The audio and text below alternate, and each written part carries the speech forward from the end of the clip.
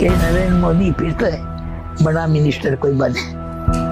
Zakia Geoffrey 2002ஆம் ஆண்டு குஜராத் கலவரத்தில் உயிரிழந்த முன்னாள் காங்கிரஸ் எம்பி எஹ்சான் ஜாஃபரியின் மனைவி 2025ஆம் ஆண்டு பிப்ரவரி 1ஆம் தேதி அகமதாபாத்தில் காலமானார்.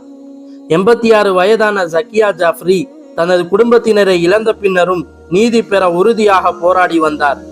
கடந்த பல ஆண்டுகளாக 2002 கலவரத்தில் நடந்த சம்பவங்களுக்காக பொறுப்பேற்க வேண்டியவர்களுக்கு எதிராக நீதிக்காக தொடர்ந்து ஆவலுடன் வழக்காடி வந்தார்.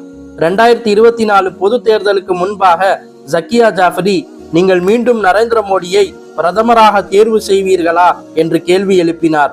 இது 2002 கலவரத்தின் போது குஜராத்தின் முதல்வராக இருந்த மோடியின் தலைமையை பற்றி அவருடைய கவலையை பிரதிபலிக்கிறது.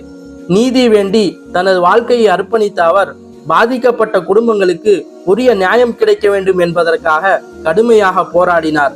அவரது பார்வை மேலும் விளக்க கடந்த ஆண்டுகளில் அவர் அளித்த சில நேர்காணல்களை பார்க்கலாம். இது அவர் சந்தித்த கஷ்டங்களையும் நீதிக்கான அவரது உறுதியையும் வெளிப்படுத்தும். அவரது எண்ணங்களை புரிந்து கொள்ள மக்தூப் மீடியாவில் வெளியான இந்த நேர்காணல்களை பார்வையிடலாம். நீதி என்பது தனிப்பட்ட ஒருவருக்கானது அல்ல, அது சமூகம் முழுவதற்குமானது என்பதற்கான உன்னதமான எடுத்துக்காட்டு அவரது வாழ்க்கை. மனிதாபிமானம், பொறுப்பு மற்றும் உறுதியான நம்பிக்கை ஆகியவற்றின் வழிகாட்டியாக அவர் எப்போதும் நினைவில் நிற்பார்.